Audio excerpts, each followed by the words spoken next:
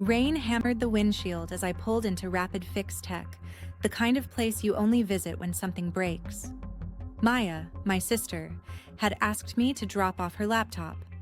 After all, it was a simple errand, no danger attached, and I was off work and Mom was busy. Inside, blue neon flickered over dusty screens. The kid at the counter bagged the laptop and typed my name. Then he hesitated. "You related to a Maya Keene?" "Yeah, why?" A flicker in his eyes, gone too fast to read. But behind him, a monitor glowed. Repair orders. One name froze me. Evelyn Keene, priority hold. My mother, who still thought Wi-Fi was witchcraft. Outside, rain smeared the windshield into watercolor streaks. A man in a dark jacket stepped out from the back room, too polished to be tech crew. He murmured to the kid, then looked straight at my car. Mom was on the porch when I arrived, wrapped in her cardigan, waving as if the world were perfectly ordinary. "Did you take care of it?" she asked. "Yeah," I said, forcing a smile. "They'll text when it's ready." She nodded, satisfied, and went back inside. The porch light buzzed overhead. I stayed there a moment, watching the street. The rain had stopped, but puddles still mirrored the gray sky. In one of them, a pair of headlights appeared, paused, then turned the corner too slowly. A black sedan. I told myself it was nothing, but then I felt it, that cold weight in the chest. Someone was watching us. Rapid Fix texted the next morning. "Device ready for pickup. No charge." That alone should have sent me running. Inside the shop, the kid was gone. Dark jacket man waited at the counter. "Noah Rains," he said. "I'm the senior technician." He wasn't smiling with his eyes. "Your sister's laptop. There were irregularities."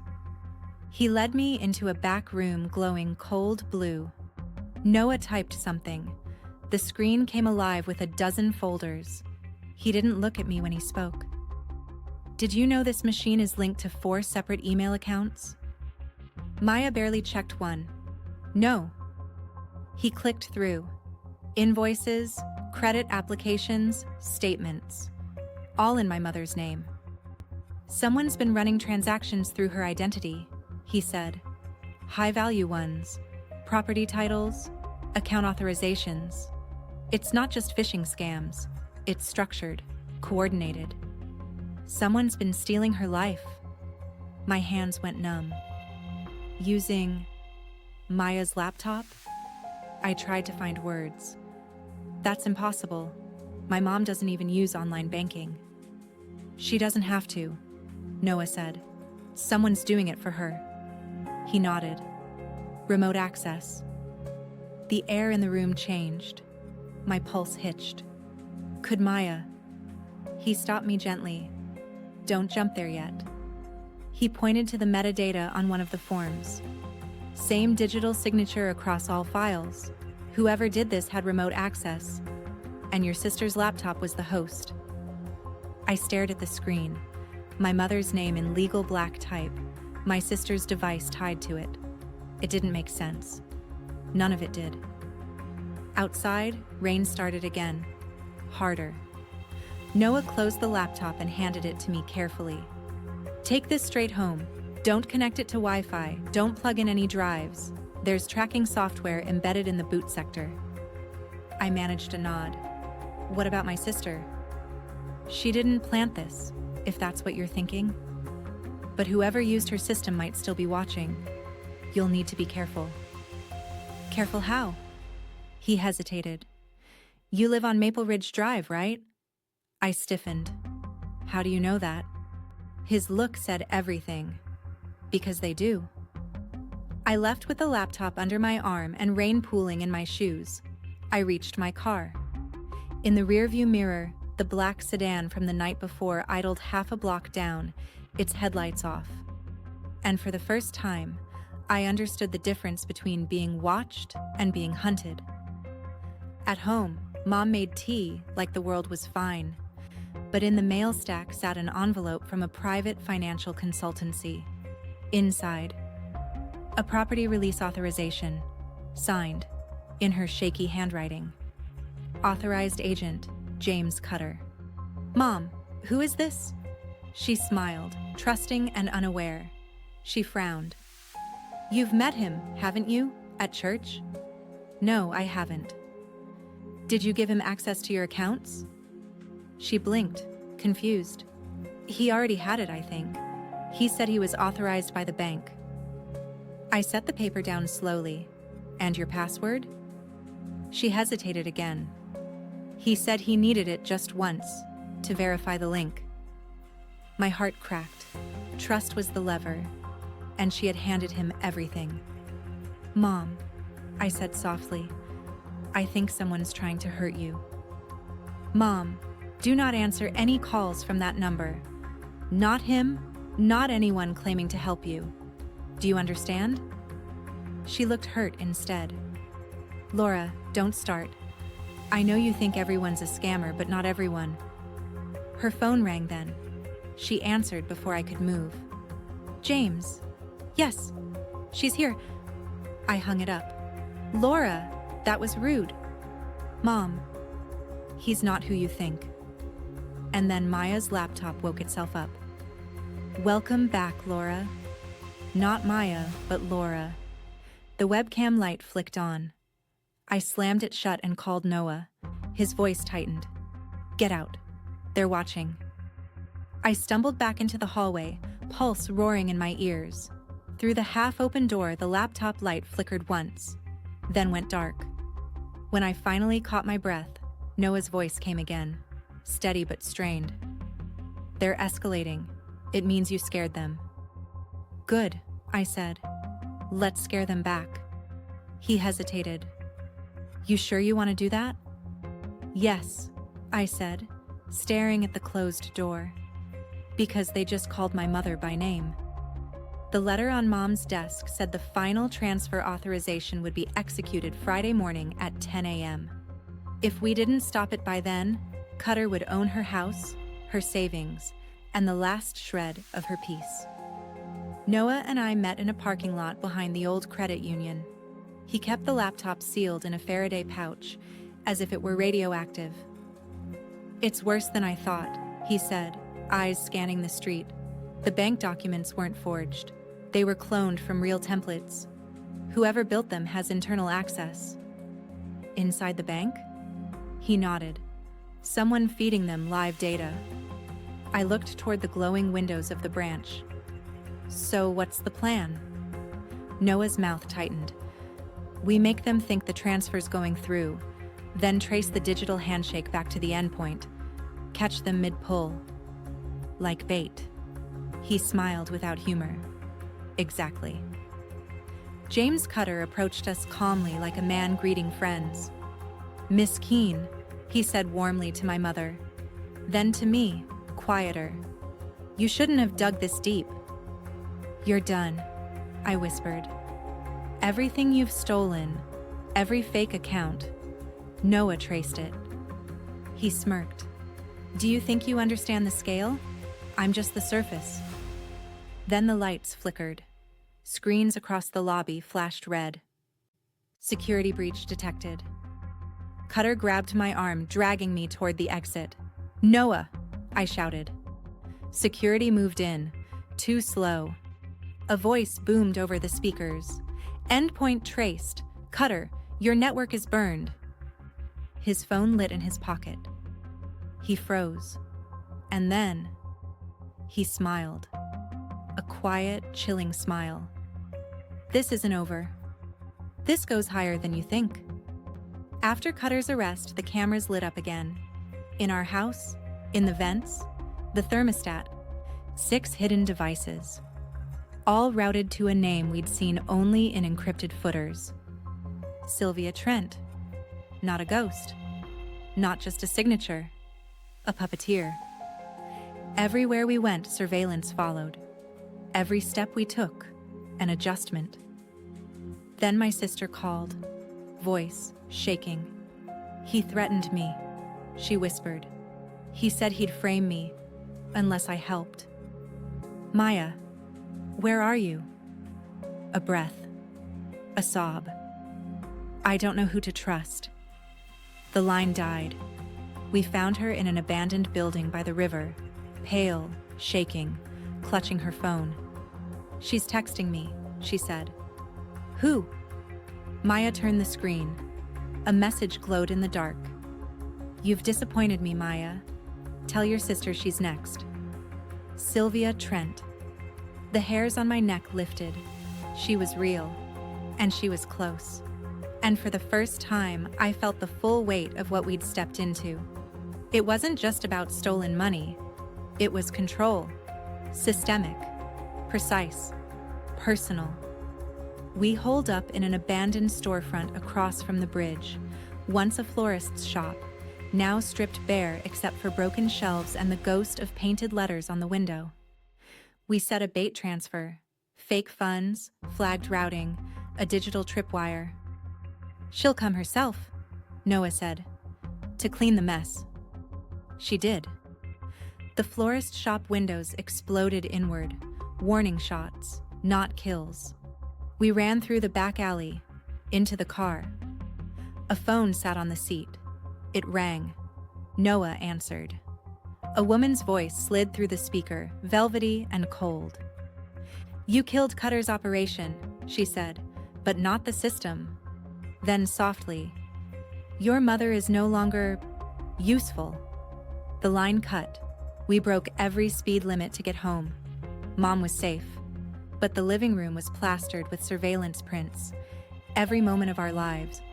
In the center, a new photo of Mom, and below it, we're still watching. Maya sat on the couch, silent since we arrived. Her hands were clasped so tight her knuckles were white. I don't get it, she said softly. Why us? Why Mom? Noah didn't answer right away. He opened another file, one of the stolen bank documents. Look here. He pointed to a line item buried in the metadata. Beneficiary, Evelyn Keene Trust. Estimated value, $4.6 million. I blinked. That's wrong. Mom doesn't have that kind of money. No, he said. But she does have land. That undeveloped property your dad left. The mineral rights alone are worth millions. And it's registered under her, the trust's name, hidden in plain sight. So Sylvia found it? I said slowly, and needed Mom to sign it away. That night, the house went silent. Then a woman's voice drifted through the living room. Good evening, Laura. Sylvia stood in the doorway, perfect posture, black coat, calm as a surgeon. Your father was persistent too, she said. Curiosity killed him, almost killed your mother. My vision blurred. You did that? I remove obstacles. Noah stepped out behind her, gun raised. You want kill me? You won't be able to stop the files, Sylvia said. They don't die with me? She didn't see the laptop hum behind her, didn't see the back door open. Noah aimed and shot, clean, final. Sylvia collapsed. You'd think victory would feel like relief, but when your enemy's last breath ends inside a machine, all you've really done is change the shape of the cage. For a heartbeat, neither of us moved, but Sylvia's laptop on the table flickered alive. Welcome back, Laura. We collected the drives, her phone, her ID, everything we could carry. By the time the police sirens grew near, we were gone. Noah ran diagnostics on Sylvia's laptop, chasing phantom code through endless directories. Noah smiled. She left a back door open. We can make her network ours. I stared at him, realizing what he meant, what he wanted to do. You'd become them, I said quietly. You'd be watching too. He met my gaze. Better us than whoever comes next. I shook my head. That's how it starts. But even as I said it, I looked at the screen, at the endless list of victims still tethered to that network, and I felt it. That dangerous, seductive pull of power dressed as protection. Noah turned to it, realization dawning. It's auto-recovering, She built redundancy into the encryption. The speakers hissed again, and Sylvia's voice returned, clearer this time. Every network needs an operator. Tag confirmed, Reigns. Noah's expression changed, shock, then horror. She used my credentials. Noah stared as lines of code scrolled, tagging his credentials. His knees buckled. She's still active in the system, he whispered. She planned this. It ran and duplicated files. Then, faintly, from the laptop's speakers, came a single distorted voice. You think I'd die without a plan? Noah froze. She's running from a server mirror. And then it went dark. Noah fell, lights burst, the smell of burning plastic, everything in chaos. When it stopped, Noah was on the floor, unconscious but breathing. The laptop was dark, completely dead. I wanted to smash it, throw it out the window, bury it somewhere it could never be found. Instead, I sat there until the sirens came, holding his hand, watching the cursor pulse faintly through the cracked screen. When I woke in the hospital, the rain had stopped. Everything was white. Walls, sheets, light. For a second, I thought maybe I died too. Then the beeping started, steady and human. Maya was sitting beside me, knees pulled to her chest, dark circles under her eyes. She smiled, but it didn't reach. You're awake. What happened? My voice felt rusted. You blacked out, she said softly. The paramedics found you and Noah at the safe house. Electrical fire, they said. System overload. Where's Noah? She hesitated. In ICU. Still unconscious. They don't know how bad. 2 days later, I was released. I couldn't go home. Home didn't exist anymore. It had become part of the evidence chain, sealed behind police tape and redacted reports. Maya told me she had packed up Mom's things and she was staying with Aunt Carol for now. That night, I opened the laptop one last time. The screen flickered, booting on its own. No prompt, no password request, just a black window and a single line of text. Welcome back, Laura. My throat tightened. What do you want? No response then. To finish what we started. System lock detected. Key required. The cursor blinked, waiting. I stared at it for a long time, every nerve in me screaming. Then I typed, no. The cursor paused, almost contemplative. Then words appeared again. He agreed. My pulse stopped. Noah, he's the lock. You're the key. Together, the system lives. I slammed the lid shut, shaking. The air felt too thin, like I'd trapped something inside the room that wanted out.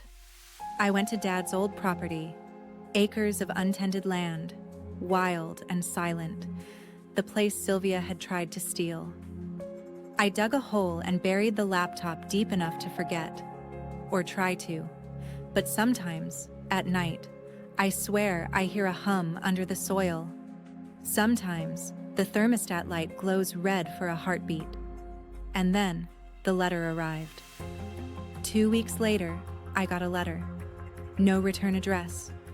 No postmark. Just my name, typed cleanly on the envelope. Inside, a single line of text. If you ever need to find me, look for the red light. NR. I burned it without reading it twice. Noah, alive or not, saved or rewritten, but I still keep one eye on the corners of my room, just in case. Because some systems don't die. They wait.